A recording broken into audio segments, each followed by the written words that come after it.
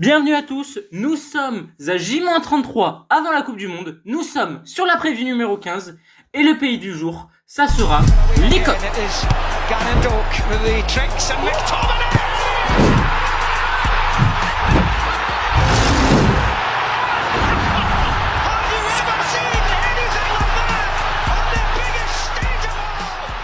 Et donc l'Écosse aujourd'hui qui est actuellement à la 43e place. Pour vous situer, donc c'est au niveau de la Tunisie, de la Hongrie, de la Tchéquie. C'est quand même assez honorable, même si l'Écosse nous paraît pour nous une nation de football. C'est un des pays fondateurs du football.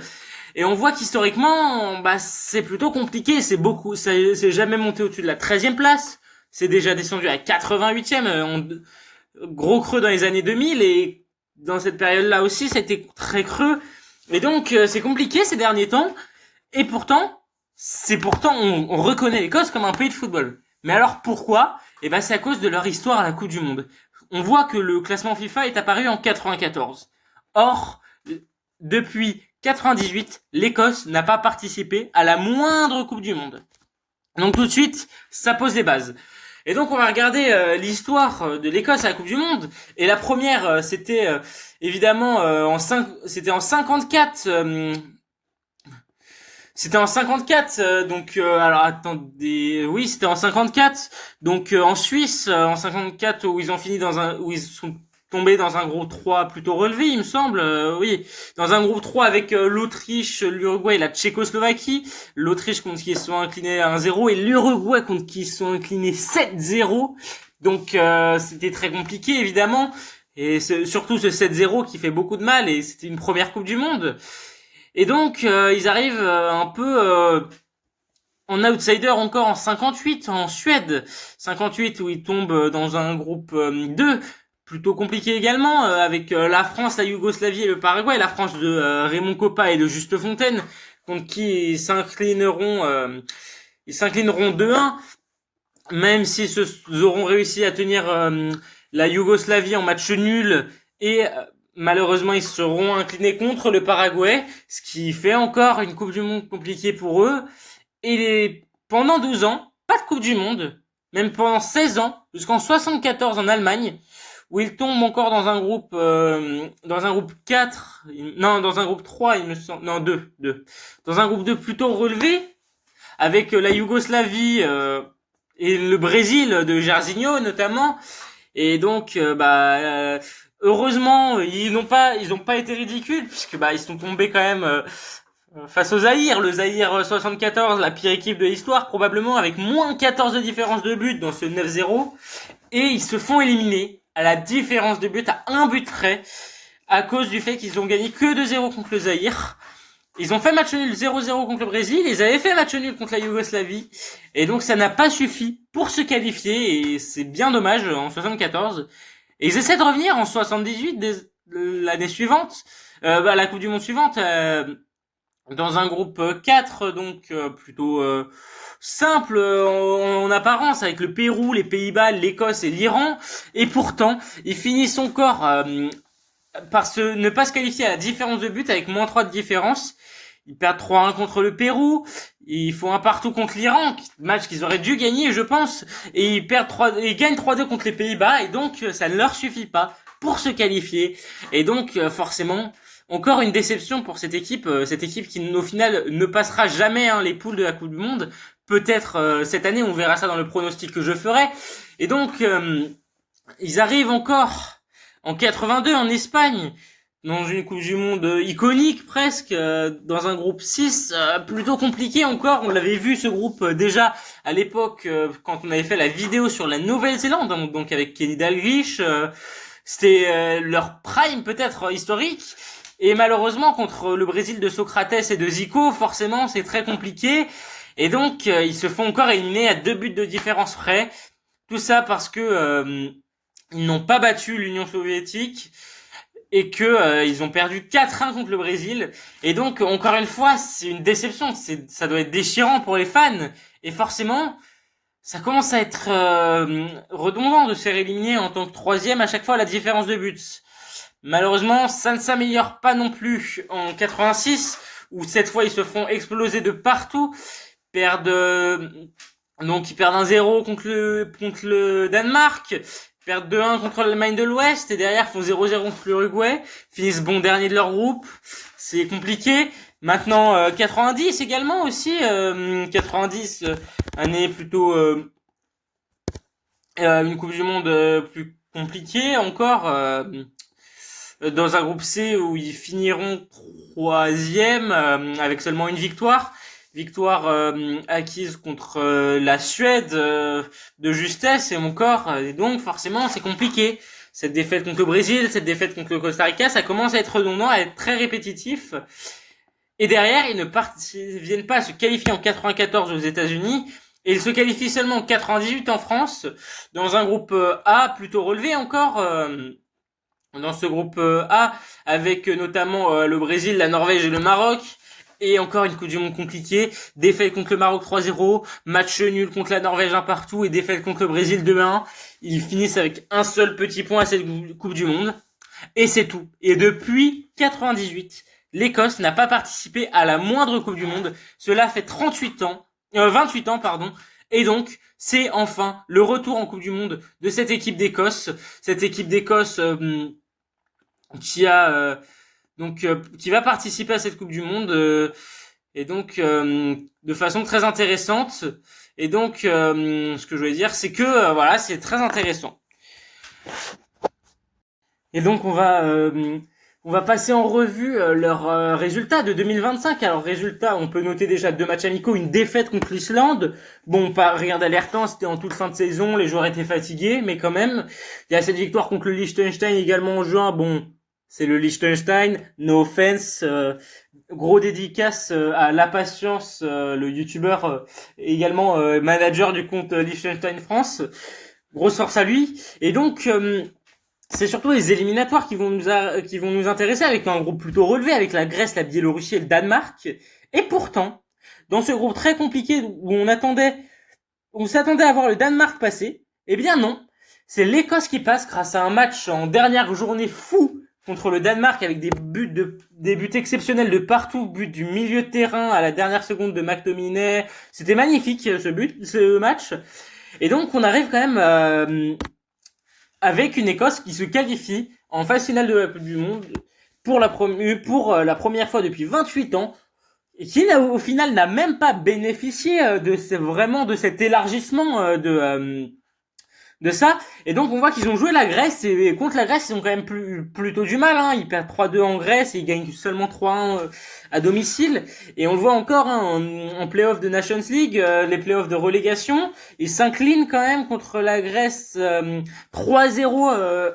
Normalement c'est là où ils sont forts en Écosse, avec un très bon, c'est très compliqué.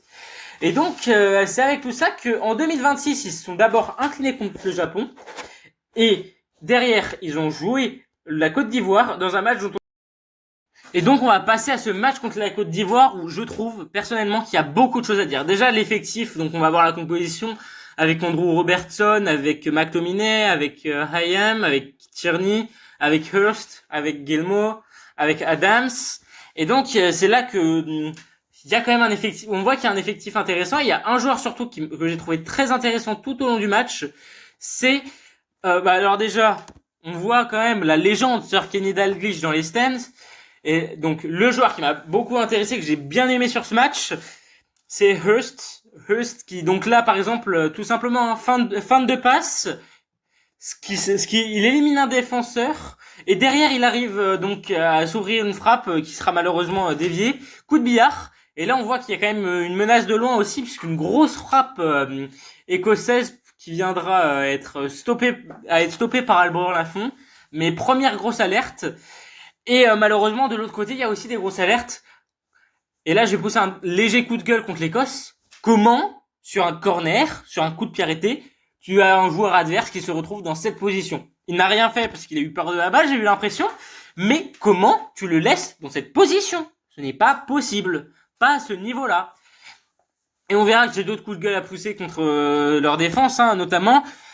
Mais ce que je retiens, c'est que ils sont très dépendants à McTominay. McTominay qui sort à la mi-temps parce que c'est ce que le coach voulait. Et on voit que en deuxième mi-temps, ça a été très compliqué au niveau de la création offensive, au niveau de la création d'action. Ça s'est surtout basé sur des récupérations hautes, mais sinon il n'y a pas de construction, puisque vraiment à l'origine de tout c'est toujours McTominay, et surtout à la finition de tout aussi, on va le voir sur cette action. Donc là on commence avec McTominay qui va décrocher pour aller chercher un ballon, qui la met là, et là quand tu es ce joueur-là, normalement, ce que tu fais, tu vas chercher là, tu vas chercher ton coéquipier là, tu vas chercher là, tu vas chercher là, tu vas chercher peut-être même là-bas. Non, ce qu'il fait, il a plein d'options, et la seule chose qu'il fait, c'est qu'il va retrouver McTominay. Sérieusement, ça ne t'avance à rien. Ça ne t'avance à rien dans le match.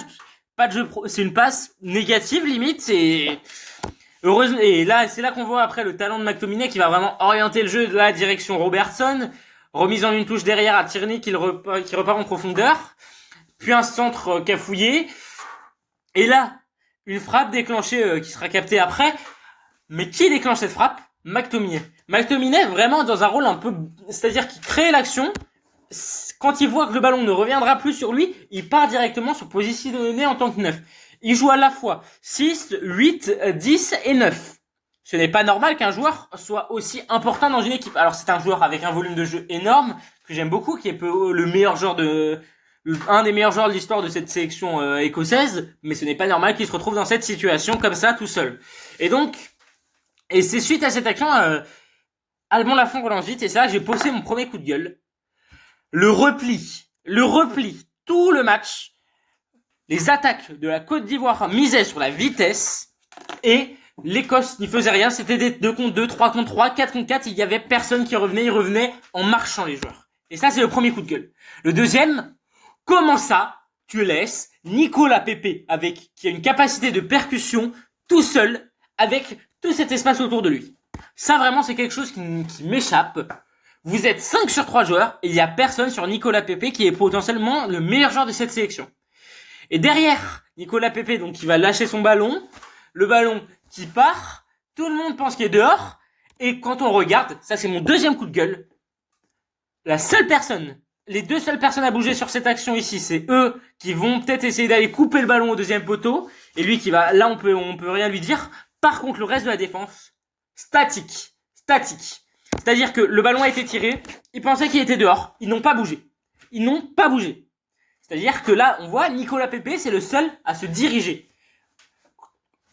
Elle est où la différence là entre les deux? Hop, le ballon rebondit sur le poteau, et Nicolas Pepe, il est tout seul. Alors oui, vous pouvez me dire, oui c'est de la chance, mais la chance, faut savoir la provoquer. C'est-à-dire que Nicolas Pepe, il savait que s'il bougeait pas, peut-être que le ballon retomberait sur lui, mais il serait pas en position de frappe. Et donc, il va à un endroit où il espère que le ballon rebondisse pour pouvoir finir. Et ça déjà, premièrement, c'est un très bon geste de sa part, et surtout, c'est une terrible erreur de la part des défenseurs écossais. Ce n'est pas normal. Bon, fin du coup de gueule, donc la Côte d'Ivoire marque sur ça, évidemment, hein, c'est un tapin.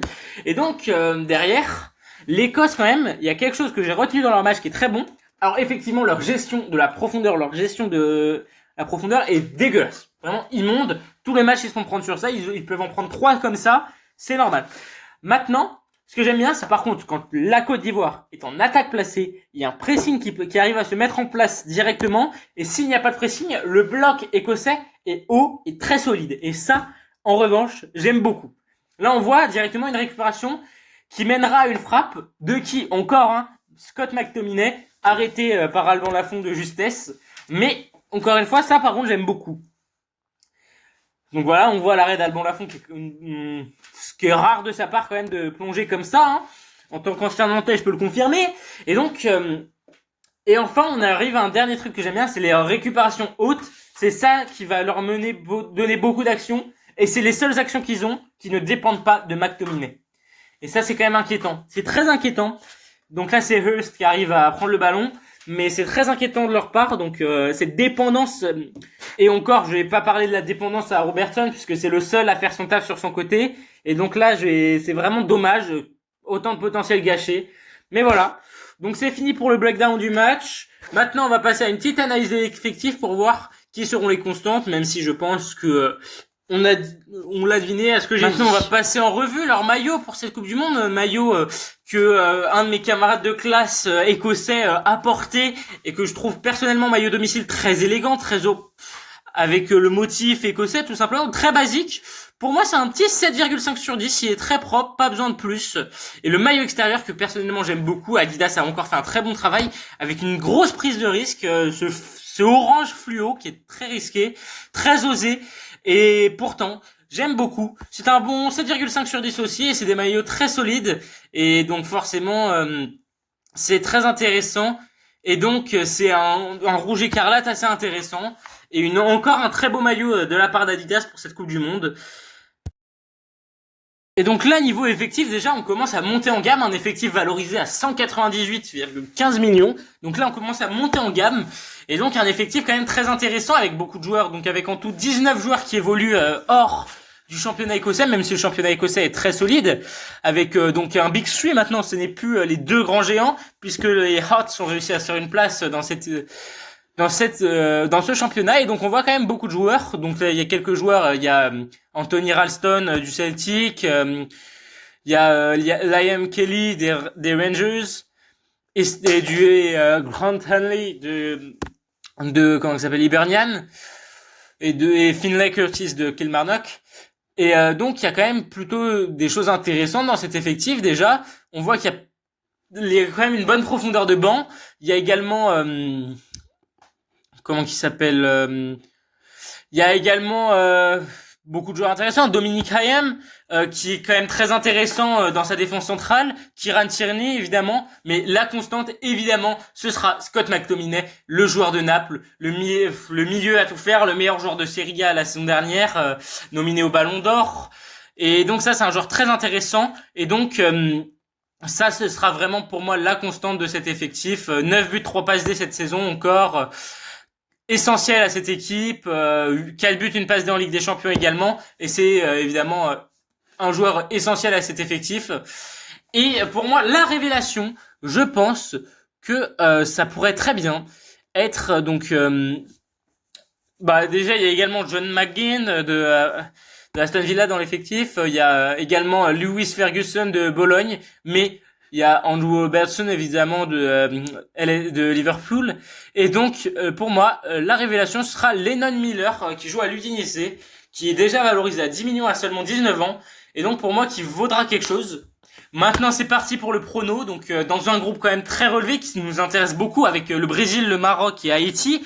Et donc pour moi l'Écosse évidemment va se qualifier devant Haïti et pourra aller chercher peut-être un nul contre le Maroc ou le Brésil. Peut même aller chercher le Brésil, je pense un des pires Brésil que l'on a vu dans l'histoire. Et donc pour moi l'Écosse se qualifiera en quart de finale.